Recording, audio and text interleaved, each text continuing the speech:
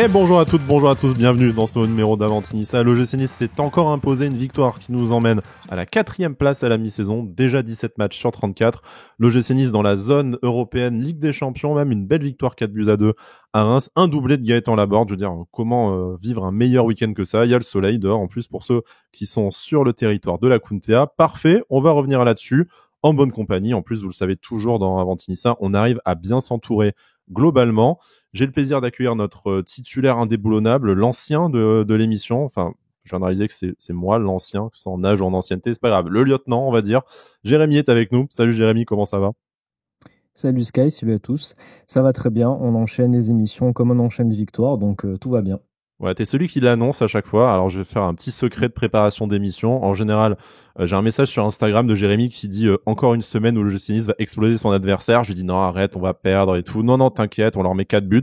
Et le week-end arrive, on gagne. Tu vois, je t'avais dit. Bon, d'accord. On est beaucoup trop fort pour la Ligue 1 en ce moment. Beaucoup trop fort pour la. On mâchouille la Ligue 1, tel un Irax mâchouille sa tomate cerise. Pour ceux qui ont les vidéos de ces adorables animaux sur Instagram. Bref, passons. On est déjà en train de dériver vers d'autres cieux. Il est avec nous également. En parlant de cieux, il a survécu à la foudre qu'il a prise sur X suite à sa dernière émission. C'est Noah. Salut Noah, comment ça va? Salut Sky, salut à tous. Oui, j'ai survécu, je suis là, toujours présent et bah c'est le métier, hein. C'est le métier Ouais, qui rentre et voilà. c'est le baptême. Tu peux pas faire cette émission sans te prendre un petit, te faire cisailler un peu de temps en temps. Donc visiblement pour la communauté Pablo Rosario, c'est leur père, ce qui est assez étonnant parce qu'il se prend quand même régulièrement des torrents de merde. Mais toi, t'as été la goutte d'eau sur sa dernière rencontre. Écoutez, ce qui est bien, c'est que ça nourrit l'échange avec nos auditeurs. Nous, on aime ça. Et n'hésitez pas à venir d'ailleurs partager un peu des seaux de sang et de pisse dans l'émission. Hein. Ça fera un peu de spectacle, puisqu'on est désormais un club spectacle. Je veux dire, on met 4 buts par match. Avant, on était un club très austère, très sérieux. Tu gagnais 1-0. Pas un mot plus au Claude dans l'émission. Là, maintenant que ça part dans tous les sens, en défense, en attaque, il faut que ça parte dans tous les sens dans Avanti Nice aussi. D'ailleurs, cette intro part complètement dans tous les sens. Excusez-moi, hein, c'est dimanche après-midi. Je suis resté enfermé 2 heures. J'ai besoin je suis à moitié hyperactif. Bref, ça vous en a rien à foutre. On va parler du match. Plutôt. Donc, messieurs, déjà, l'OGC Nice 4e de Ligue 1 à la mi-saison. Je vais pas dire que c'était inespéré, mais quand même, si on regarde la progression sur les dernières semaines, les derniers mois, c'est quand même un classement qui est appréciable et flatteur. En plus, on profite des faux pas de nos concurrents directs. On est à un point du podium et du rival monégasque. On a des belles rencontres qui nous attendent avec vraiment des enjeux sportifs importants. Je pense à ce match de coupe à Bastia et puis les 2 matchs face à Lille et Marseille surtout en championnat. Je veux dire, du coup, c'est quoi le mood là pour vous maintenant qu'on a fait la moitié de la saison? On se dit, est-ce que c'est 4e, c'est quand même assez inespéré vu le déroulé de ces premiers mois, le nombre de blessures. C'est vraiment top, on est content? Ou est-ce qu'on se dit, en même temps, on est aussi près de la 2e place que de la sortie de la zone européenne, donc pourquoi on regarderait pas plus haut plutôt que regarder plus bas? Moi, je suis plus dans le mood d'essayer de regarder plus haut suite à la victoire d'hier soir, parce que tout simplement, bon là, on va plus avoir la Coupe d'Europe aussi sur la deuxième partie de saison. Je noterai que j'ai même pas cité ces matchs-là dans le calendrier. Oui, Quoi, une Coupe d'Europe? Non, mais voilà, en tout cas, on est dans des très bonnes conditions. On débute très bien l'année avec deux belles victoires contre Rennes et Reims. C'est bien d'avoir pris les points maintenant parce que, comme on l'a dit, là, avec un calendrier un peu chargé, ça va être quand même ça va être compliqué avec de très bons adversaires. Mais je me dis, c'est bien d'être dans cette position-là, devant Lille, pas trop loin de Marseille, Monaco, en ayant pris quelques points d'avance sur Lens, par exemple, en étant passé devant Lyon aussi pour essayer de regarder même un peu plus haut et d'essayer d'aller grappiller encore quelques points, quelques places, pourquoi pas, pour avoir une seconde partie de saison très très bonne et pourquoi pas viser plus haut tout simplement. Je pense que quand tout l'effectif est là et quand justement là on voit que Francaise trouve petit à petit vraiment la bonne recette, je trouve qu'on a des matchs de plus en plus cohérents. Bon, on va en parler après, mais pour moi il y a encore des petites choses à corriger, mais on voit de plus en plus de choses cohérentes. Les joueurs reviennent de blessures. Donc là, on a vu hier encore quelques retours qui ont fait beaucoup de bien. On va avoir d'autres retours qui dans les prochains jours qui vont aussi être très importants au vu du calendrier. Donc plutôt dans un mood positif, vu l'état de forme de l'équipe et vu la cohérence qu'on a sur les derniers matchs. Noah, c'est j'aime pas dire inespéré parce qu'au final, l'OGC Nice c'est troisième meilleure attaque, produit vraiment un jeu spectaculaire et a enchaîné des victoires importante en championnat, donc c'est fort logique qu'on se retrouve quatrième derrière des clubs qui sont quand même plus structurés et plus riches que le nôtre, donc on est à notre place, encore une fois, comme on le dit à chaque émission, entre la quatrième et la septième place. Mais là, vraiment, on a l'impression que sanctuariser le côté de on est quatrième à la mi-saison, c'est aussi envoyer un signal à notre concurrence, mais à nous-mêmes, de se dire, bah, vous voyez, on est quand même capable d'aller chercher cette zone Ligue des Champions. On n'a rien à envier à personne. Et en fait, on va arriver dans cet enchaînement de 3 matchs, je disais, importantissimes, hein, Bastia, Lille et Marseille pour différentes raisons, vraiment dans une dynamique positive et dans une position, sans dire de force, mais en tout cas, bah là, en fait, tu t'es quatrième et tu te déplaces chez le cinquième à la prochaine journée. C'est les fameux matchs à 6 points qui conditionnent la suite et la fin de ta saison. Bah, tout à fait. C'est que, en fait, on arrive. Moi, je suis pas très d'accord avec ce que tu as dit. C'est que, oui, on arrive en rapport de force. Pourquoi? Parce que mathématiquement, on est devant Lille. Prochain match de Ligue 1, c'est eux. Donc, c'est eux, entre guillemets, qui vont avoir un peu la pression. Maintenant, il y a de la cohérence dorénavant dans le projet, dans le jeu de Francaise, etc. Il y a vraiment de la cohérence et ça fait plaisir. On dirait qu'il a trouvé son système, qu'il a trouvé comment il allait amener, le jeu dans notre club, etc. Les joueurs aussi, ça se voit qu'il y a une super entente. On le voit à la fin dans les vestiaires quand ils gagnent à chaque fois, bah c'est la fête. Les joueurs s'entendent extrêmement bien. Donc c'est génial de voir un groupe qui vit aussi bien. Et voilà, il y a de la cohérence en Ligue 1. Et heureusement, ça fait plaisir de voir Nice jouer comme ça. On va pas parler de cette campagne européenne parce que si le jeu proposé en Europe était celui proposé dans le championnat, on serait là à s'arracher les cheveux et je pense qu'on serait pas quatrième à la mi-saison. Maintenant, le mood est excellent, évidemment. On est quatrième, on se déplace à Lille. C'est eux, entre guillemets, qui ont la pression. Maintenant, à nous de continuer comme ça pour aller toujours viser plus haut. Bon, des chroniqueurs ambitieux dans cette émission, ça n'a pas toujours été le cas dans ces 5 années de bientôt de Avantinissa, mais bon, le club, en tout cas l'équipe plutôt que le club, nous donne des raisons de l'être. Hein. Le club, c'est autre chose. Hein. Noah, tu parlais de, on sait quel est le projet, on sait quel est le projet de jeu de Francaise, on a toujours du mal à savoir quel est le projet du club. Bref, ça c'est autre chose et on en parlera probablement en fin de saison. Mais concentrons-nous sur ce match du coup qui nous vaut cette ambition dans l'émission. En même temps, ça fait du bien de se dire qu'on a le droit d'être ambitieux sur le terrain et au classement. On l'a peu vécu quand même ces derniers mois et ces dernières saisons, donc savourons cette chance qu'on a aujourd'hui grâce à Francaise et ses hommes. Donc du coup, retour d'une défense à peu près regardable. Du coup, Marcin Bulka dans les cages, Melvin Barr, Dante, Youssouf Ndachimier et Jonathan Kloss sur la ligne de 4, un milieu de terrain, peut-être le meilleur milieu de terrain qu'on a réussi à aligner cette saison, la doublette Tanguy Ndombele, Hicham Boudaoui.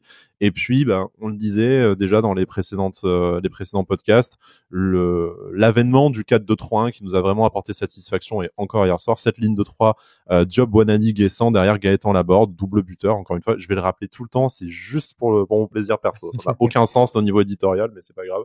C'est mon petit kiff, j'ai le droit de me faire plaisir aussi de temps en temps. Une Panenka en plus. Voilà, non, avec une Panenka, puis bon, voilà, en même temps, le jeu, c'est le génie français, donc, bref, je vais peut-être un peu trop loin. Mais tout ça pour dire, messieurs, au fur et à mesure que, voilà, certains joueurs reviennent dans une forme, étincelante, je pense à Gaëtan Laborde, évidemment, mais aussi à Sofiane Diop, dont on va forcément parler encore une fois dans cette émission, le retour de Dante, qui continue, du coup, à grappiller minutes, qui est désormais titulaire.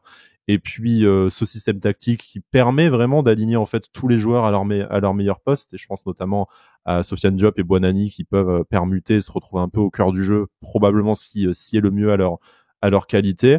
Au final, on a aligné ce qui était probablement la meilleure composition possible en l'état pour les joueurs, pour l'effectif à disposition, pour contrecarrer cette équipe rémoise. Donc voilà, enfin je sais pas ce que vous avez vous comme avis à donner sur ce 11 là, mais au final avec les prochains retours qui s'annoncent, notamment celui de Moïse Bombito, on recommence à avoir quelque chose qui ressemble à une équipe qui a l'ambition d'aller chercher ce top 5 précisément. Ouais, et puis quand tout le monde est là, justement, je pense on a vraiment l'équipe pour jouer le top 5. Et ce qui me fait plaisir, c'est que pour moi, on n'a pas forcément. Alors, il y a des postes où on a vraiment des titulaires indiscutables pour moi, Mais ce qui est intéressant, c'est qu'à chaque fois, quand on voit les entrants, on se dit que ces joueurs-là pourraient être titulaires. Je prends l'exemple là des entrants hier. Par exemple, il y a Mohamed Ali Chaud et Ali Abdi. Ces deux joueurs-là, bon, surtout pour Mohamed Ali Chaud en début de saison, ont été titulaires et pourraient très bien occuper les postes titulaires. Donc je trouve qu'on a vraiment une équipe qui est très très cohérente. Et justement, on voit qu'il y a de plus en plus d'automatisme qui se crée, surtout dans ce système-là en 4-2-3-1, où comme tu l'as rappelé, il y a pas mal de joueurs qui sont dans leur vraiment dans des postes et des rôles surtout qui leur correspondent. Donc on voit que justement quand il y a des joueurs qui jouent à leur poste, ça aide, hein. Notamment Bizarre. pour Gaëtan Laborde, Drizi Bizarre. Bonani, Sofiane Diop. Bizarre. Tu entends Ouais. Francesco? Bizarre. Je trouve que justement ça se voit et pour moi Gaëtan Laborde est quand même un exemple. Il retrouve sa forme. Je crois que sur les 5 derniers, non, que sur les 4 derniers matchs, il a quand même mis 5 buts. Donc on Et le une passe retrouve décisive, vraiment n'oublie pas. ouais, Bien sûr. une passe D. Voilà, il retrouve aussi lui-même d'un point de vue personnel, il retrouve aussi une bonne forme. Je trouve que on a retrouvé un Gaëtan Laborde qui est très bon dans la finition, mais dans le jeu aussi qui est beaucoup plus présent et qui fait encore plus de retours défensifs. Donc il est vraiment intéressant. Ça se passe bien justement aussi avec les trois joueurs qu'il a derrière. Donc tout le monde, l'équipe est vraiment cohérente. Ça va bien, à part sur quelques phases de jeu, ça bouge bien ensemble. Justement, je trouve que c'est assez cohérent. Les entrants aussi ont fait le travail hier soir. Donc voilà, ce qui me fait dire aussi que c'est une belle victoire, c'est que je trouve que Reims a fait quand même un très gros match hier parce qu'ils ont mis quand même une grosse intensité tout le match. On a quand même tenu bon et on a réussi à répondre dans cet engagement-là, ce qui est quand même bien. On n'a pas trop baissé le pied à part une dizaine de minutes en seconde période. Donc c'est un gros progrès pour moi. Après, voilà, je trouve que si je peux juste mettre un petit bémol, c'est quoi, là, on encaisse encore trop de buts. Et je trouve que malheureusement, les 2 buts qu'on prend hier sont encore largement évitables, hein. Le premier but, ça vient quand même, une fois n'est pas coutume, d'une erreur de Dante. Donc on va pas lui en vouloir, mais c'est vrai que c'est quand même une grosse erreur. Et bon, le deuxième but qu'on prend, on est un peu trop attentiste, mais bon, c'est un but quand même, c'est un but venu d'ailleurs, quoi. Donc, qui est magnifique, hein, mais qui c'est un maximum de réussite. Mais je trouve que voilà, on concède un petit peu trop d'occasions et Ça. on encaisse un peu trop de buts. Bon, pour l'instant, ça va parce qu'on en marque beaucoup, mais il faudra quand même faire attention à ce point-là, notamment Ouais, face à sur les Lille et prochains matchs Marseille, c'est pas dit voilà, qu'on contre leur les mette 4 Marseille. buts. Ouais. C'est On ça. le souhaite évidemment. On reviendra dans notre analyse sur les performances délicates de la défense, mais en réalité pas tant que ça quand on se penche vraiment sur sur les chiffres. C'est pas si alarmant que ça, même si voilà, là on est sur une série où 2 buts par match, ça fait un peu désordre. Noah, sur la compo, voilà, on disait ça commence à ressembler à une équipe titulaire du top 5 qu'on a envie de voir, avec des joueurs à peu près tous à leur poste et des joueurs à peu près satisfaisants tous à leur poste. Donc bon, on parlera forcément de Gaëtan Laborde et de Sofiane Diop un peu plus longuement dans l'émission, mais surtout sans vouloir te forcer la main, parce que tu parles bien de ce que tu veux dans cette émission et on l'a prouvé avec Pablo Rosario la semaine dernière. Mais peut-être sur 2 joueurs qui étaient un peu plus en délicatesse ces dernières semaines. Je pense à Youssouf et à Marcin Bulka. Qui du coup fort logiquement ont continué à être titularisés. C'est pas ce que je suis en train de dire, mais qui en plus de ça ont plutôt été au niveau cette fois, en tout cas ont peut-être fait parmi leurs meilleurs matchs des dernières semaines. Oui, tout à fait. Le match de Youssouf, pour moi, peut être un match référence dans sa saison marqué par les blessures à répétition. Marcin Bulka, voilà, on en a parlé dans la dernière émission. On connaît le niveau de notre portier polonais. On connaît son niveau. On sait comment il a pu nous faire rêver, notamment la saison dernière.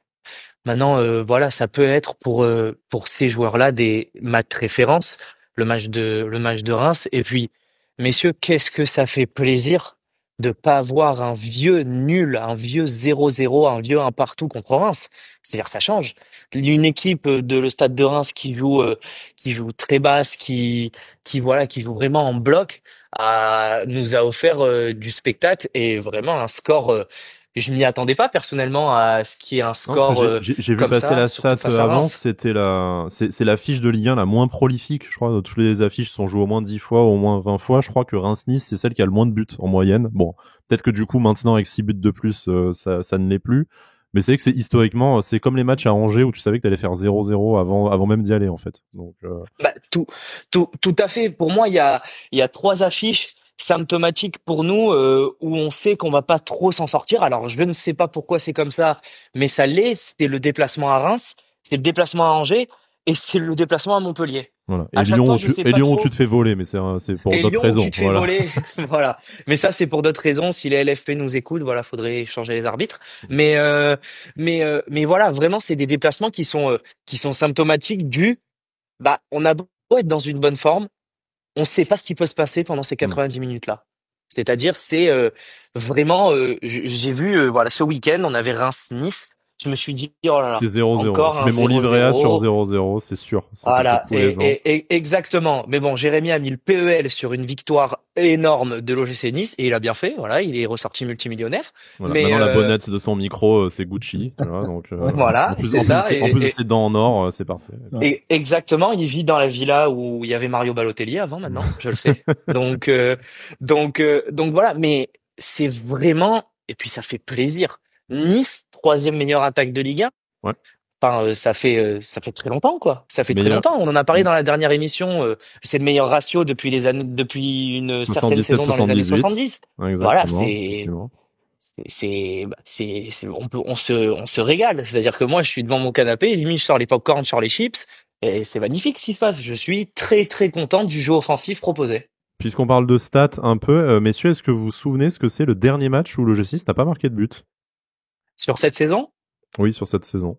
Bah oui, cette saison, il y a quand même des matchs où on n'a pas marqué de but. On a eu tendance à switcher, contre Ipswich. Non, c'est pas contre Ipswich cet été. Ça aurait été drôle, mais c'est à Ferencvaros, donc ça nous envoie quand même au 24 octobre. Hein. Donc non, mais ça compte pas, c'est la Coupe d'Europe, ça compte pas. Voilà. Et si c'est en championnat, effectivement, ça nous emmène à Lens fin septembre pour le dernier match où le Nice n'a pas marqué de but.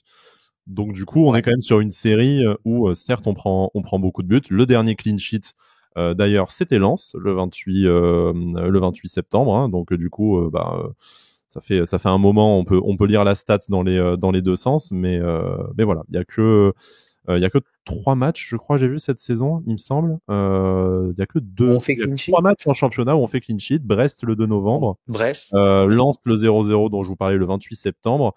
Et le 8-0 face à Saint-Etienne. À noter, messieurs, que Brest est la dernière victoire à l'extérieur depuis Reims hier. Hein. C'est-à-dire que depuis ça, on n'avait pas gagné à l'extérieur et ça fait plaisir de se dire que l'Alliance Riviera est une forteresse imprenable et maintenant dorénavant Nice, quand il se déplace, ça joue et ça fait peur. Voilà, ça c'était le petit point statistique et en fait on va peut-être commencer par continuer notre analyse défense-attaque puisqu'on est lancé là-dessus. Ça fait peut-être un peu pas tout à fait l'ordre chronologique voulu par rapport au scénario du match, mais pourquoi pas. J'ai envie de vous dire, moi ça me va pas mal comme ça. Je regardais, et c'est le moment où tu perds les stats des yeux, c'est pas drôle sinon. L'OGC Nice, du coup, tu le disais, Noah, troisième meilleure attaque de Ligue 1, derrière les deux premiers du championnat, hein, tout simplement, de toute façon. Et ça y est, je les ai retrouvés. Parfait. Et en fait, on disait, l'OGC Nice, on prend 2 buts par match, là, en ce moment. C'est vrai, c'est préoccupant. La défense est vraiment contre-performante. Mais si j'ai bien compté tout à l'heure, l'OGC Nice est en réalité quand même, alors bon, c'est moins bien qu'une 4e place au classement, mais en réalité, là, 8e, je crois, j'ai compté, 1, 2, 3, 4, 5, 6, 7, exactement, la 8e défense du championnat, donc c'est quand même dans la première moitié, et au final, tu ne t'es pris que un but de plus que Lyon et 3 buts de plus que Marseille, pour parler de tes concurrents directs dans les places européennes. D'où ma question, messieurs, est-ce qu'on n'en fait pas trop sur les contre-performances Est-ce qu'on peut parler d'ailleurs de contre-performances défensives de l'OGC Nice, puisqu'on est dans la bonne partie du tableau au niveau des défenses, considérant en plus une certaine instabilité, ou est-ce que c'est en trompe-l'œil parce que en début de saison on prenait un peu moins de buts, que là ça s'accélère et que ça peut être une source d'inquiétude au moment où ce n'est pas Reims et Rennes, respectivement 12e et 3e, 12e et 13e que l'on va affronter, mais Lille et Marseille 5e et 2e, à qui on va peut-être pas marquer 4 ou 5 buts en échange. En fait, moi, ce qui est un peu dérangeant, enfin plutôt frustrant, c'est que je trouve que défensivement, on fait pas des mauvais matchs dans l'ensemble. Je trouve qu'on défend plutôt bien, mais tous les buts, enfin la plupart des buts qu'on prend, pour moi, ce sont vraiment des erreurs qui sont vraiment évitables. Tu regardes le premier but de Reims hier, les deux buts que de Rennes aussi la semaine dernière, pareil, ils sont, même si le premier but de Rennes dans la construction est plutôt beau, on aurait pu l'éviter aussi. C'est à chaque fois, c'est sur des buts vraiment, des pertes de balles, des grossières erreurs comme hier soir. Bon, après, sur le deuxième but, encore une fois, on peut pas faire grand-chose, à part si on avait été un peu moins laxiste. Mais je trouve que voilà, c'est vraiment des petites erreurs, des petites fautes de concentration qu'on paye cash chaque fois. Alors qu'en fait, dans le match, dans l'ensemble, c'est plutôt correct, plutôt bon. Et le problème, c'est que, bon, je pense que ça ira mieux aussi avec tous les retours de défense. Il faut oublier que Dante revenait d'une grosse blessure aussi. Mais voilà, si tu fais ces erreurs-là contre Lille, Marseille, d'autres équipes. Bon là, les deux prochains, c'est Lille et Marseille, mais justement, c'est un petit peu, il faut quand même faire attention. C'est pour ça que je mettais ce petit bémol là sans que ce soit super alarmant. Mais si tu fais ces erreurs-là contre Rennes-Reims, qui sont déjà des très bonnes équipes de notre championnat, quand tu arrives dans des matchs super importants ou même des matchs de coupe, ça peut être un peu plus problématique. Et si la victoire est pas au bout, ça va un peu moins bien passer, quoi. Bon, pour toi, on mise essentiellement sur le retour des titulaires et surtout le retour d'une certaine stabilité, hein, parce que dans les joueurs manquants, il reste vraiment Moïse Bombito qui va revenir assez vite, mais c'est surtout cette stabilité, cette régularité dans les joueurs alignés en défense, je pense, qui peut compter. Noah, ton avis sur la question, et j'étendrai même la question au système tactique. Il y a eu un changement majeur entre le début de saison et ces dernières semaines. On avait commencé et réfléchi même a priori le recrutement pour une défense à 3, on repasse à une défense à 4, ça a des effets positifs, notamment offensivement, avec la possibilité d'installer notamment cette ligne de 3 milieux offensifs polyvalents derrière l'attaquant Gaëtan Laborde, le génie français, auteur d'un doublé contre Reims, bien entendu. Mais bref, je me perds dans mes propres conneries. Tout ça pour dire, est-ce que il y a aussi une question de nouvelle adaptation à un système tactique? Est-ce que au final, on se focalise pas trop sur les absents, sur les blessés? Et est-ce que au final, c'est pas un peu plus contextuel parce que changement de système, changement de joueur, des pertes de balles qui viennent pas toujours des défenseurs, mais qui exposent le bloc défensif. Enfin, comment est-ce que tu interprètes cette relative fragilité de la défense? Si on peut parler de fragilité de la défense, en fait, ce qui était le sens de ma question initiale. Simplement, je trouve que là, avec cette mise en place du 4-2-3-1 depuis quelques matchs, on retrouve une certaine stabilité défensive. Alors oui, on prend des buts, etc. Maintenant, je trouve que le bloc équipe est beaucoup mieux équilibré parce que moi, faut savoir que j'ai horreur d'un système à trois défenseurs. J'en ai parlé dans l'émission de reprise. C'est que sur un contre, on est très très exposé. On se retrouve des fois devant un 4 contre 2, 4 contre 3, etc. Bref, on est très très souvent en infériorité numérique sur une défense quand on défend en contre. Maintenant, voilà, c'est sûr que les retours vont faire du bien et puis que là, on est en mesure, en tout cas Francaise et son staff sont en mesure d'aligner une défense qui ne bouge pas tous les deux matchs. C'est-à-dire on a des retours de blessures, donc on peut installer un système défensif concret et qui au fur et à mesure va marcher. J'ai totale confiance en Francaise et son staff pour faire en sorte que cette mayonnaise derrière prenne. On le voit offensivement, ça prend très bien. Maintenant, moi, ce que je pense sincèrement, c'est que on peut pas parler de contre-performance dans les stats. Tu l'as rappelé, Sky, on est huitième défense de Ligue 1.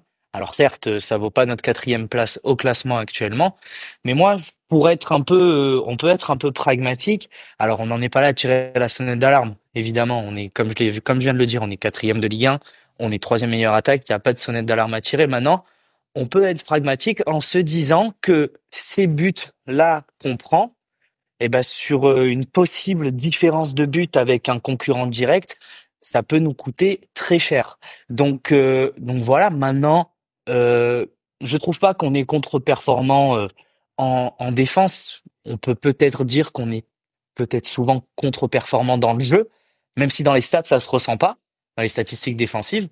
Peut-être un peu voilà de regain défensif serait pas de refus, mais voilà, les joueurs reviennent, l'équipe est en train de se construire. C'est très dur, c'est très très dur de se dire qu'on est en train de mettre en place un système qui marche à la mi-saison, alors que de base, normalement, on est censé être armé dès la première journée. Mais bon, ça a toujours été comme ça l'OGC Nice.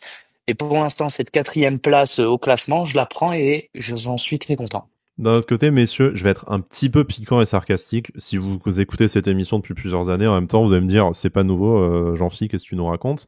Mais est-ce que vous préférez pas qu'on découvre le système qui marche à la mi-saison et qu'on roule sur le championnat sur la phase retour, plutôt que de commencer avec un système tactique, se rendre compte à la mi-saison qui ne marche plus, n'est-ce pas Christophe et n'est-ce pas Francesco, mais de quand même continuer avec? Moi, je me dis, N'est-ce pas, au moins d'un Patrick? côté, on a, bon, Patrick, est-ce que ça a vraiment marché un jour? Moi, c'est ça la question. Tu vois, mais bon, ça, on a encore un autre niveau avec Patoche. Mais bref, on va dire que c'était ni le meilleur ni le pire qu'on a eu ces dernières saisons. Ouais, c'était obligé. Non, mais enfin voilà, sarcasme à part, c'est aussi côté de se dire, ben, Francaise a su se réinventer, peut-être un peu contraint par les absents, mais aussi plus inspiré, enfin, pour mettre ses joueurs dans les meilleures dispositions. Et c'est cool de se dire qu'à la mi-saison, tu arrives à insuffler un nouvel élan et que ça te permet d'aller chercher des résultats et à dépasser ce seuil de la sixième, septième place sur lequel on était bloqué jusqu'à l'automne. D'ailleurs, Noah, tu me fais penser on reste beaucoup sur la défense, mais en même temps, c'est peut-être parce que c'est le sujet le plus brûlant des dernières semaines. Mais tu me fais penser à une question quand tu dis que tu vas récupérer des joueurs. Ben justement, la défense à 4, elle est revenue en partie, je pense, pour des contraintes d'infirmerie, de joueurs, d'absence, pas que, mais ça a été une des raisons. Encore une fois, je pense que l'effectif et le mercato ont été pensés pour une défense à 3. Dans l'hypothèse où on récupère nos joueurs sans en perdre à nouveau sur blessure ou sur suspension, pour vous, messieurs, qu'est-ce qu'on devrait faire? Est-ce qu'on reste avec ce schéma tactique-là et ça veut dire renvoyer des joueurs sur le banc? Et je pense notamment là à Youssouf qui pourrait se retrouver. Est-ce qu'il est derrière Moïse Bombito dans la hiérarchie? J'aurais tendance à dire que oui, mais je ne suis pas le fils de Francaise. Malheureusement, j'adorerais avoir le meilleur entraîneur français comme Daron. Mais voilà, ne parlons même pas d'Abdelmonem qui peut-être lui est un peu derrière dans la hiérarchie, encore en phase d'adaptation. Mais ça veut dire rester à 4, c'est accepter quand même que tu vas avoir des joueurs importants qui vont avoir moins de temps de jeu. Est-ce que vous pensez qu'on se dirige vers ça? Et en même temps, c'est le but de la concurrence et l'évolution d'une saison. Ou est-ce que vous pensez que dès qu'on va pouvoir, on va repasser à une défense à 3 et au hasard, je dirais Dante Bombito, Youssouf, même si les joueurs peuvent changer? Je pense que déjà ça pourrait dépendre de l'adversaire qu'on rencontre, mais moi j'avoue que j'aimerais bien rester dans ce schéma à 4 derrière. D'autant plus que, bon, même si ça mettrait certains joueurs sur le banc, dans le cadre d'un turnover qui pourrait être quand même assez efficace, il y aurait Youssouf qui pourrait repasser au milieu et Tom Louchet aussi, parce qu'on a vu que là, sur les derniers matchs, Antoine Mendy soit était titulaire à droite, soit est rentré hier en seconde mi-temps et il a très bien joué. Donc du coup, on pourrait décaler Mendy à droite et Louchet au milieu de terrain. Et voilà, je pense que le fait d'avoir Louché et Youssouf au milieu de terrain, ça pourrait un peu aider parce que c'est quand même un secteur de jeu, on est quand même un petit peu limite, je trouve, encore. En tout cas, deux titulaires qui sont malheureusement un peu victimes de leur physique de temps en temps. Hein. Voilà, On pense en à plus. Tanguy Ndombele et Hicham Boudaoui. Morgan Sanson, malheureusement, est encore en dehors de l'équation pour un moment. Donc effectivement, voilà, des profils comme Tom Louchet ou comme Antoine Mendy peuvent avoir du temps sur d'autres postes. On pense à Ali Abdi aussi, qui de toute façon, voilà, lui va avoir du temps à gauche. Mais vraiment, moi, c'est plutôt la question. Nos deux recrues, au final de l'été, elles entrent en concurrence directe avec Youssouf, par exemple, si jamais tout le monde est disponible. Je sais que c'est un gros si vu les dernières semaines. Et que il vaut mieux avoir ce choix, le choix du roi et avoir voilà des problèmes de riches. Mais Noah, je sais pas ce que tu penses. Est-ce que ça pourrait du coup bah, permettre à Francaise de repasser sur une défense à 3 que bon tu détestes manifestement. Ah ouais. Mais du coup voilà, est-ce que pour toi le 4-2-3-1 là a sportivement validé son intérêt et on va rester là-dessus et après c'est la concurrence et les disponibilités qui vont jouer ou est-ce qu'on pourrait voir réapparaître une défense à 3 sur le long terme parce que bien entendu sur un match il peut y avoir une adaptation en fonction de l'adversaire comme le rappelait très justement Jérémy. Bah, le propre du football, et tu l'as très bien dit, Sky, et Jérémy l'a très bien dit aussi, c'est de possiblement s'adapter à son adversaire. Moi, Il j'ai faut le toujours eu répéter souvenir que, aux derniers entraîneurs de l'OGC Nice, ça aussi, parce que bon, nous ouais, on le sait, mais bref, passons. oui. Bah, en fait, c'est que Moi, j'ai toujours eu souvenir que l'OGC Nice s'adaptait face aux gros. Je me rappelle, je connais vraiment les Nice PSG, par exemple, avec des changements tactiques, mais abracadabrantesques, limite, que je ne comprends pas. Moi, pour moi, s'il y a un système qui a fait ses preuves, qui marche avec le groupe que t'as, pour moi, tu n'as pas à le changer, que tu joues le PSG, Manchester City, Le Havre, Montpellier, tu joues n'importe quelle équipe. Si ton système, tu t'es basé sur lui, ce fameux 4-2-3-1 que Francaise est en train de mettre en place. Moi, en fait, le 4-2-3-1, alors certes, je suis jeune et je vais rappeler un souvenir à nos chers auditeurs qui est pas si vieux que ça, mais je me rappelle que le 4-2-3-1, c'est quand même le système tactique qui a mené l'équipe de France à décrocher sa deuxième étoile en 2018. Donc pour moi, c'est un système tactique qui a fait ses preuves. Évidemment qu'il faut les joueurs pour le maîtriser, parce que pour moi, la clé de ce système, ce sont vraiment les deux milieux entre guillemets défensifs, les deux numéros 6 qui sont juste devant la défense, et surtout les ailiers, l'apport qu'ils peuvent avoir offensivement, et surtout l'apport qu'ils ont en repli défensif. Évidemment que dans un système en 3-4-3, 3-5-2, eh ben, les pistons se fatiguent très vite. Alors, on a Jonathan Clauss qui est habitué au haut niveau. C'est quelqu'un qui a joué en équipe de France. Il a joué chez nos très chers amis, ironiquement, de l'Olympique de Marseille.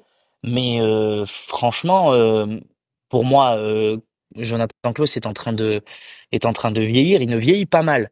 Il vieillit et donc fatalement, remettre en place ce système entre grosses guillemets, tuerait notre rapport offensif qu'on a à l'heure actuelle. Parce que ça voudrait dire quoi? Si on joue, imaginons, en 3-4-3, ça voudrait dire relayer des joueurs offensifs importants sur le banc.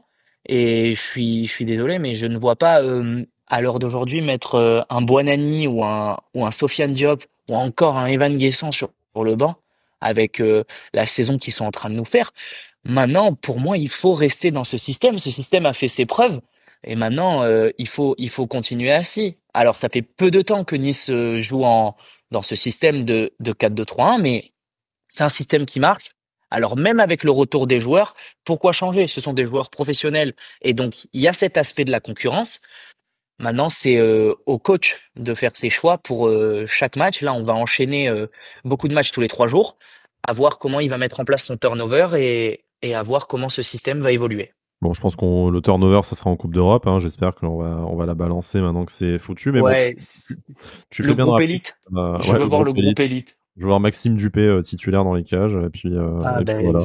j'aimerais voir des jeunes en Coupe d'Europe histoire de voir ce que ça vaut parce que dans tous les cas, même si mathématiquement c'est encore possible, c'est Non, l'histoire non, d'une chance sur un milliard. Donc il bon. faut l'abandonner. Non, il faut la laisser partir, la Coupe d'Europe. Ah non Avec mais un peu moi de je la chance. laisse. Moi, Sky, Avec je te un dis peu. la vérité, je la laisse partir avec plaisir. Hein. C'est juste voilà faire un turnover complet et laisser jouer les jeunes dans ce genre de compétition parce que c'est des rêves de gamins, Avec un peu de simplement. chance, on la retrouvera la saison prochaine. Bon, t'as fait le jeune con en disant l'équipe de France, je vais faire le vieux con, enfin vieux, pas tant que ça. Putain, ça fait plus de 10 ans, si, vieux con.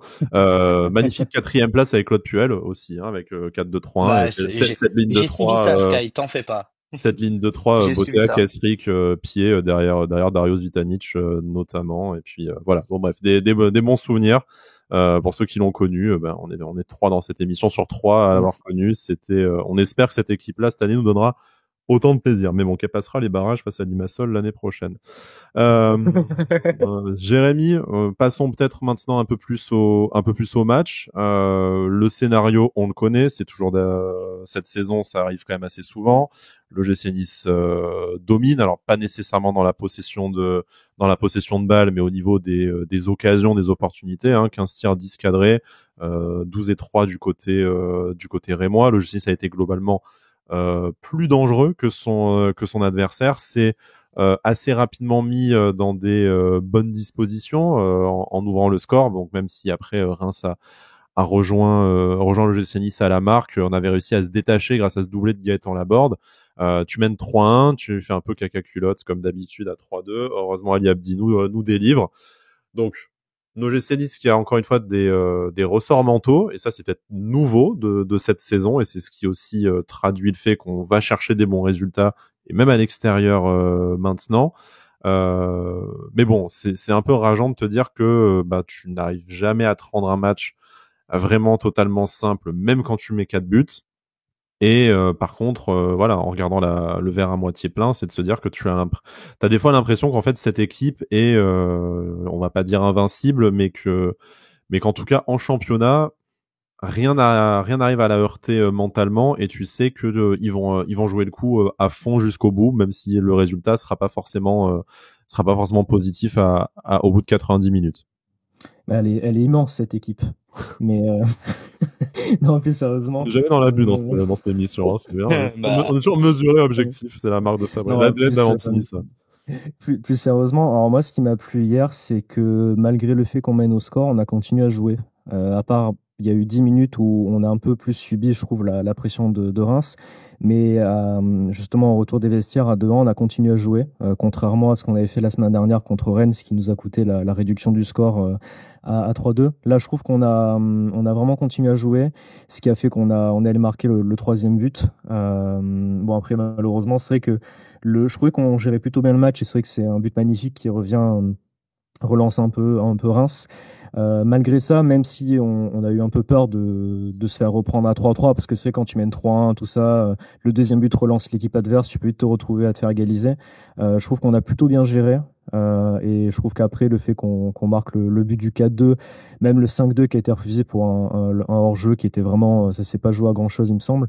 Mais voilà, je trouve ce qui me fait plaisir, c'est qu'on a vraiment continué à jouer. On est resté quand même assez haut sur le terrain. Parce que moi, ce qui m'énervait les saisons précédentes, c'est que dès qu'on marquait un but, allez, tout le monde en défense, quoi. C'était un peu à l'arraché des fois, et j'aimais pas trop ça. Là, justement, ce qui me fait plaisir, c'est qu'on continue à jouer, on continue à marquer, on continue à se procurer des occasions, ce qui fait qu'on subit un peu moins. Donc on se met dans un cercle un peu plus vertueux, justement, de ce point de vue-là, et c'est assez intéressant. Donc voilà, sur le scénario, il y a le fait que justement on a un peu plus de ressort mental, je trouve, de se dire on va continuer à attaquer. Et justement, il y a un peu plus de constance hier dans le match, en termes de concentration et en termes de rythme aussi, parce que comme je le disais en introduction, Reims aussi a un très beau rythme dans le match. Je pense qu'ils étaient un peu sous pression derrière hier soir, parce que dès qu'il y avait une faute, c'était tout le monde qui râlait. Je trouvais ça un peu bizarre. C'était un petit peu exagéré. Mais en tout cas, voilà, je trouve on a fait preuve hier d'un beaucoup de sang-froid, beaucoup d'intensité. Et en plus, je trouve que les 4 buts qu'on met hier sont quand même magnifiques, hein, parce que bon, même le penalty, c'est une Panenka. La tête de Guessant, il faut quand même la placer où il faut, et avec la bonne puissance. Le troisième but, la passe de Diop et la finition de Laborde, magnifique. C'est pas si simple à mettre, et c'était vraiment, vraiment très très beau. Et pareil, franchement, le but d'Abdi aussi, magnifique, hein. Il faut quand même la placer comme ça en pleine lucarne et en bout de course. Donc magnifique. C'est vrai qu'on aurait même pu marquer plus de buts, hein, parce qu'il y a eu le but refusé pour le hors-jeu, le but de Shaw, ça s'est pas joué à grand chose. On en est au point, on met 4 buts et on est là genre ouais, on aurait quand même pu en marquer plus. Enfin, il y a eu face à Saint-Etienne, alors on a mis 8, pourquoi on fait pas ça à tous les matchs? Non, il y a eu le face-à-face de Boudaoui aussi, où c'est dommage parce qu'il pique le ballon, mais il avait peut-être la place justement de l'enrouler un petit peu ou de la placer autrement. Mais c'était, voilà, parce que justement, c'est bien de se dire qu'on a mis 4 buts, mais on aurait pu en mettre beaucoup plus. Donc voilà, de ce point de vue-là, c'est très positif. Ouais. Noah, cet état d'esprit, cette performance collective, tu parlais aussi on sentait que le vestiaire, le groupe vit bien, comme comme on dit d'habitude, un peu ironique, mais là ça a l'air d'être vraiment le cas. C'est aussi incarné par des individualités qui sont vraiment à un niveau, on va dire au niveau où on les espère depuis longtemps, et qui prouvent enfin qu'on a bien fait de compter sur elles jusque-là. Bon.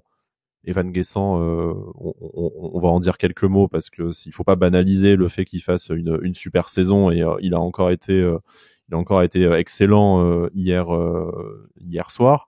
Mais deux, on va dire, revenants dont on aime parler ces dernières semaines depuis qu'on a repris l'émission. D'ailleurs, est-ce vraiment une coïncidence que Gaëtan Laborde commence sa saison en même temps qu'Avantinissa? Vous avez 2 heures. Blague à part, voilà, entre Sofiane Diop et Gaëtan Laborde, c'est aussi le fait que tes tauliers en fait reviennent au niveau où ils sont attendus, au niveau qui est le leur, et ça t'entraîne toute une équipe derrière toi quand tes patrons sont bons. on a dit depuis le début de la saison, même quand il n'y a pas d'émission, mais que on regardait les matchs, que Tanguy Ndombele était un peu seul des fois comme patron pour tenir le bloc équipe. Là, tu sens qu'en fait, tu peux te permettre d'avoir un Tanguy Ndombele qui est un peu moins bien, sans que ce soit une critique. On sait qu'il y a aussi des problèmes physiques par ailleurs, mais même dans un match où Tanguy Ndombele est un peu moins bien, au final, tu remarques que tu as maintenant d'autres joueurs pour prendre le lead, tu as d'autres joueurs pour valoriser leurs coéquipiers, et c'est peut-être aussi ça qui fait que le G6 marche sur l'eau en ce moment, c'est que les étoiles s'alignent et que tes talents, tes meilleurs joueurs, ben ça y est, enfin jouent à leur niveau et au même moment et ensemble. Je ne m'attendais pas, je t'avoue, Sky, à ce que Gaëtan Laborde fasse une saison à ce niveau-là, en tout cas fasse ces matchs, cette période de match à ce niveau-là. C'est-à-dire que moi, quand j'ai appris la nouvelle de l'échange Gouiri-Laborde, j'avoue que j'ai un peu grincé des dents, parce que Plus de pour moi, l'argent, hein. Gouiri, On précise oui, quand même, on récupère un il beau y avait billet en plus de Gaëtan Laborde. ouais, voilà, il y a l'aspect financier à prendre en compte, mais si on parle en termes de jeu, voilà, Amine Gouiri, c'était un joueur qui on pouvait critiquer de façon, c'est le propre même du football, hein, critiquer les performances individuelles et collectives. Mais franchement, j'avais un peu grincé des dents, je l'avoue, parce que pour moi, Amine Gouiri était un meilleur joueur de football que Gaëtan Laborde, ne t'en déplaise, Sky. Mais mais euh, mais voilà, franchement, je suis pas surpris parce que Gaëtan Laborde a déjà prouvé par le passé que c'était un très bon joueur de football. Maintenant, j'aimerais juste qualifier le retour de Sofiane Diop par un adjectif très bête, mais c'est la renaissance. Mm. C'est une renaissance, très clairement, de voir ce joueur à ce niveau-là. Attention, j'en parle comme si c'était le nouveau Neymar Junior et qui va peut-être décrocher un ballon d'or. Mais euh, mais non, c'est franchement quand il est arrivé au club, on s'est dit pourquoi pas. Ça a l'air d'être un bon joueur et tout, etc. Mais il y a eu ces blessures à répétition qui ont fait qu'il a pas pu montrer son niveau. Et grand bravo aussi quand même, hein, faut le souligner au staff technique et surtout à l'entraîneur d'avoir su remettre en valeur le jeu de Sofiane Diop, remettre en valeur le jeu de Laborde. Et tu l'as très bien dit dans ta question. Tanguy Ndombele était le véritable patron de cette équipe sur le début de la saison. Alors gêné par des pépins physiques, hein, toujours pareil. C'est vraiment le mot de la saison. J'ai l'impression chez nous, c'est blessure. Et donc voilà, on a un Tanguy Ndombele qui continue à faire ses matchs, hein, qui est peut-être pas moins présent, mais il est toujours là, il est toujours bon. Il a de très très bons ratios. Euh, voilà, maintenant on a le retour de taulier très important. Sofiane Diop, Gaëtan Laborde, Dante aussi, malgré même si c'est un peu sa faute, hein, le but qu'on encaisse, mais voilà, ça reste le patron de la défense à son âge. C'est dire que c'est dire que le travail est très bon et je ne peux que être content de ce que je vois. Franchement, le retour des tauliers fait extrêmement plaisir et si on continue sur cette voie-là, on ne peut que aller décrocher les étoiles et cette magnifique chanson de la Ligue des Champions. Jérémy, on a l'habitude de dire dans le football que dans ton équipe, tu as intérêt à avoir une colonne vertébrale, on va dire un taulier par ligne. Là, tu peux facilement les identifier, en supposant même que tu en aies qu'un seul par ligne, hein, mais je pense à Dante en défense, Ndombele au milieu de terrain, que ce soit Diop ou Guessant dans cette ligne de 3 et Gaëtan Laborde devant, en attendant de voir éventuellement le retour de Terem Moffi qui a repris la course, mais voilà, qui reprendra sûrement la compétition qu'au mois de février. Voilà, j'en oublie d'autres hein, qui font des très bonnes performances, mais voilà, tu as vraiment au moins des gars sûrs à chaque ligne quand ils sont présents physiquement, ils sont performants sur le terrain. Gaëtan Laborde, tu disais Noah, la petite stat, c'est que c'est je crois la première fois depuis septembre-octobre 2021 qu'il enchaîne 4 matchs où il marque. Donc en plus, même à titre personnel, il est quand même dans une forme qu'il n'a pas toujours connue dans sa carrière, malgré sa carrière pleine de buts, notamment ces dernières saisons. Donc, Jérémy, voilà, c'est aussi le fait non seulement d'avoir retrouvé tes joueurs enfin avec l'infirmerie qui se vide, mais c'est aussi d'avoir retrouvé des performances individuelles plus en phase avec les statuts qui étaient attendus en début de saison. Oui, oui, puis en plus, bon, on parlait tout à l'heure en off des recrues. Ça part pour moi aussi d'un mercato d'été quand même qui a été un peu plus cohérent et Mm. où justement, t'as pas construit une équipe en disant t'as 11 titulaires et des remplaçants. Pour moi, c'est vraiment un groupe où justement, comme j'ai dit tout à l'heure, il y a des entrants qui rentrent sur le terrain et qui peuvent être des titulaires en fait au final. Et Ali en fait, Abdi, à chaque Mohamed Ali fois, Chaud, Antoine voilà. Mendy notamment. À chaque fois qu'on a réussi à faire ça, on a réussi à faire des bonnes saisons. Donc c'est aussi simple que ça. Donc pour moi, ça part d'un très bon recrutement, très cohérent. Et en plus de ça, voilà, on s'est mis dans un bon état d'esprit. Et en fait, on a eu un moment compliqué en fin d'année dernière avec toutes les blessures et quelques contre-performances. Mais au final, on a quand même passé en championnat cette phase-là en mettant quand même beaucoup de points. On sort de cette phase-là en étant toujours dans le top 5, top 6. Donc là, on réamorce quelque chose de positif. Donc c'est sûr qu'en plus, ça va nous permettre d'engranger la confiance et que cette confiance-là, on va continuer de gagner des matchs. Donc ça, c'est plutôt positif. Mais oui, après, vous l'avez dit pour Sofiane Diop et j'ai dit tout à l'heure aussi pour Gaëtan Laborde, ces joueurs-là reviennent aussi à leur meilleur niveau. Donc c'est quand même positif. Evan Guessant continue aussi sur sa lancée. Buonanni a du temps de jeu, donc tout le monde a l'air en forme. Et en plus, surtout moi, ce qui me fait quand même plaisir, c'est que les joueurs qui reviennent de blessure ont l'air d'être tout de suite performants. Des fois, c'est vrai on peut voir en règle générale, ça que les joueurs reviennent de blessure, mettent un peu de temps à s'adapter, à retrouver du rythme. Là, je trouve que voilà, sans faire une entrée exceptionnelle hier soir, Mohamed Ali Chaud était quand même, a quand même fait une bonne entrée. Il a marqué un but qui a été refusé, mais il était quand même présent. Bon, Ali Abdi a fait une super entrée aussi. Antoine Mendy a fait une très bonne seconde mi-temps après un très bon match contre Rennes. Donc je trouve qu'en plus les joueurs qui reviennent dans de très bonnes conditions. Donc là, c'est tout bénéfique pour nous. Bon, en espérant que ça dure, qu'on se porte pas la poisse, puisqu'il y a des échéances importantes qui arrivent, messieurs, on le disait. Alors bon, Bastia, parce que la coupe est un objectif, mais aussi pour des raisons extrasportives, c'est le match à pas perdre. Lille et Marseille par rapport au classement en championnat. Et bon, on va pas se mentir, Marseille, c'est bien au-delà de la rivalité sportive aussi que ça se joue. En plus, le match aller au Vélodrome laisse quand même un petit goût amer. Il y avait mieux à faire que cette défaite 2-0. Bref, des semaines là jusqu'à la fin du mois de janvier qui vont être importantes pour la suite de la saison et pour les ambitions que le GC Nice va pouvoir aligner. On va aussi se débarrasser de la Coupe d'Europe. C'est assez triste à dire, dit comme ça, mais on va arrêter de jouer tous les 3 jours avec une compétition dans laquelle manifestement nous n'avions pas notre place et nous ne voulions pas participer. On a fait acte de présence et rien de plus, comme dirait le même sur les réseaux sociaux. Ma question pour terminer cette émission, si vous ne voyez pas d'autres sujets à aborder, je vais vous poser la question avant, peut-être sur Reims-Nice. Est-ce qu'on a quelque chose dont on n'aurait pas parlé sur le scénario du match et ou sur une performance en particulier?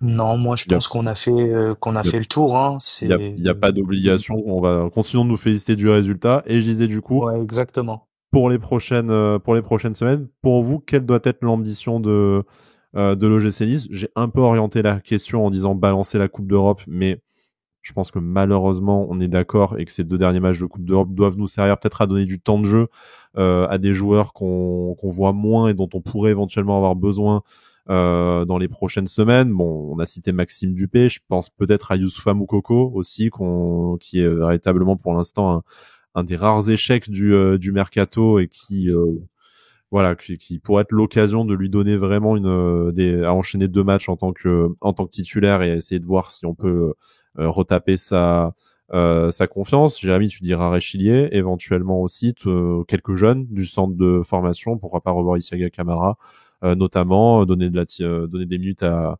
Abdelmonem aussi. Enfin, voilà, il y a plein d'idées. Moi, ça, c'est mon avis pour la Coupe d'Europe. Vous me direz le vôtre et surtout là où je me suis perdu dans ma propre question, là où je vous attends, c'est pour cette triplette Bastia-Lille-Marseille. Qu'est-ce qu'on doit viser et surtout qu'est-ce que vous espérez d'un point de vue un peu plus supporter et à titre personnel pour ces prochains rendez-vous? Bah, moi, pour les prochaines semaines, même voir pour la suite de la saison, bon, déjà pour la Coupe d'Europe, j'aimerais quand même bien qu'on gagne au moins un des deux matchs. pour la forme quand même, en faisant même un turnover, ça serait quand même sympa. En plus, bon, les équipes scandinaves n'ont pas repris le championnat, donc ils sont pas, là, ils n'ont pas beaucoup de rythme en ce moment, donc je pense que c'est le bon moment pour les jouer. Pour la Coupe de France, je veux la gagner. Parce que depuis 2022, moi, ça me reste en travers de la gorge et je veux la gagner, cette Coupe de France, donc je n'en démords pas.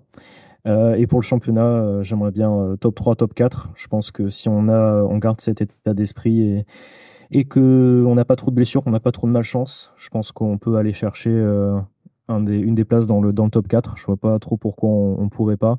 Si tout le monde reste concentré et à un niveau si les joueurs jouent à leur niveau chacun et qu'on garde le même état d'esprit, je vois pas trop pourquoi on pourrait pas jouer dans le top 4. Si je te repose la question en te demandant un chiffre sur bon du coup qualif face à Bastia parce qu'on gagne la coupe comme tu l'as annoncé, donc si jamais c'est pas le cas, on saura te retrouver dans cette magnifique ville d'Antibes, voilà.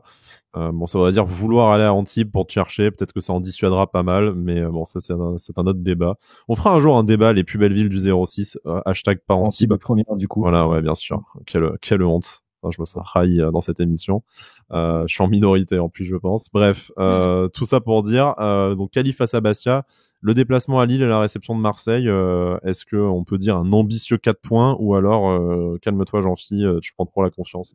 Bah, ça serait top, hein. Enfin, je pense quand même que ça va être compliqué d'aller gagner tous les matchs, mais si on arrive à prendre un match nul contre Lille et faire un super match contre Marseille à domicile pour gagner, ça serait parfait. Après, bon, je pense que ça va être plus compliqué que ça, mais voilà, ça serait top. Enfin, en tout cas, je signe pour un petit match nul à Lille et une petite victoire contre Marseille, ça serait sympa. Un petit un partout à Lille, on les laisse derrière nous, puis après on fracasse Marseille 4-5-0 1-0. contre Marseille. Non, 4-5-0, 4-5-0. C'est du boulard de Nîmes Mopé et puis voilà, parfait. Voilà, je signe immédiatement. Noah, sur les prochaines semaines, que ce soit la Coupe d'Europe ou ces 3 matchs Coupe de France et double affrontement européen également en Ligue 1. Franchement, je rejoins Jérémy. C'est-à-dire que je l'ai Sur encore en la plus travers de belle la ville du gorge. département ou sur autre chose parce que bon, on peut. Non, sur le Nice-Nantes. Après, la plus belle ville du département, pour moi, ça restera Nice et je suis pas ouvert au Ah débat. merde. Mais voilà, hein, c'est juste que vraiment, alors je suis désolé, je vais paraître, comme je reprends ton expression, Sky, hein, je vais être le jeune con de l'émission, hein, mais ça a été un traumatisme, hein, cette finale Nantes-Nice. Ah, Pour moi, ça a été, je te rassure, même quand t'es plus vieux, ça a été un trop. ah bon, Très ah clairement, ouais, les 20 heures de train dans c'est-à-dire le que week-end pour voir personne jouer, très Ah bah, clairement. c'est-à-dire que moi je suis monté, les copes niçois, etc. On voit une vieille première mi-temps, un penalty donné par notre très cher arbitre préféré, Stéphanie Frappard, qui m'a euh, qui m'a régalé. Et pour vous dire une petite anecdote, messieurs, je pense que un des sièges du Stade de France se souvient de ma présence tellement j'ai mis des coups de pied dedans une fois que le Hmm. coup de sifflet final a retenti, parce qu'il fallait que je décharge toute cette haine que j'ai pu ressentir. Mais oui, véritable traumatisme cette finale de Coupe de France. Il faut la rayer. Et pour moi, on a les capacités, sans vouloir trop dire qu'on est la meilleure équipe de Ligue 1, hein, mais on a les capacités pour aller chercher cette coupe. Donc oui, qualif face à Bastia, qui reste un club d'une division inférieure. Et puis voilà, bah, le rêve évidemment de tout supporter, c'est de gagner à Lille et de fracasser Marseille. C'est pas gagner Marseille, c'est de fracasser Marseille à domicile. Et voilà, après, si on est un peu plus modeste et un peu plus réaliste, ce seront notamment Lille et Marseille 2 matchs très compliqués parce que voilà, ça reste des concurrents directs, ce sont des grosses équipes. Maintenant, il y a un gros coup à jouer dans ce mois de janvier, et si c'est très bien négocié et qu'on n'a pas de malchance avec les blessures, comme l'a dit Jérémy, mais on est sur l'autoroute en voie de gauche, appel de phare pour aller direction Ligue des Champions. Bon, ça fait du bien d'entendre un peu d'ambition dans cette émission. J'espère que ça va pas se fracasser dès le prochain numéro. On a perdu à Bastia, francaise d'émission. On Hein, perd parce que bon, 3-0 à Bastia. voilà, Ouais, c'est ça peut faire partie avec un doublé CSC du crâne chauve de Maxime Dupé, par exemple. oh Enfin, là là. tout peut se passer. Bah ouais, mais ça manque. Il y a plus de chauve dans cette émission là, donc du coup, hein, voilà, Brice et Bada nous ont lâchés. Donc maintenant qu'on est entre chevelus, voilà, on peut vanner les chauves Voilà, sans aucun scrupule, il n'y a pas de souci. On est plutôt Team Calvas ici, comme le grand Gaëtan Laborde, le génie français. Bref, j'ai réussi à le placer une dernière fois dans l'émission, je suis très content. On se retrouve, je sais pas très bien quand, puisque je pars en week-end la semaine prochaine. Je vais scouter des pépites en Bulgarie. Je vous ramènerai une photo d'une statue de Giuseppe Garibaldi, qui est dans la capitale bulgare. Voilà, parce qu'en fait, je pars en vacances uniquement là où il y a des statues de Garibaldi, sans même le faire exprès. Mais écoutez, c'est une très belle façon de vivre. Pour objectif de vie, le Garibaldi Tour. Je terminerai en Uruguay. Mais bon, en attendant, voilà, j'ai quelques villes Le tour des stades en Europe. aussi. Voilà. C'est plus le tour des stades en Europe, c'est le tour des statues de Garibaldi. Grave, effectivement, ça va, il y a pire comme façon de vivre. Bon, si ce n'est que je vais m'en trouver par -4 en Bulgarie au mois de janvier. Mais après, j'ai des problèmes, c'est pas, voilà, les autres n'en sont pas responsables. Donc, voilà, retour de l'émission quand on arrive à accorder nos plannings de ministres. D'ici là, on espère qu'on va continuer à manger Gucci avec des dents en or comme Jérémy. Et puis, de toute façon, on sait que on est ensemble pour la suite de cette saison qui, on l'espère, sera historique, comme l'attaque de l'OGC Nice portée par le grand Gaëtan Laborde. Messieurs, merci beaucoup, à très bientôt. Et Issa Nissa. Issa Nissa. Issa Nissa.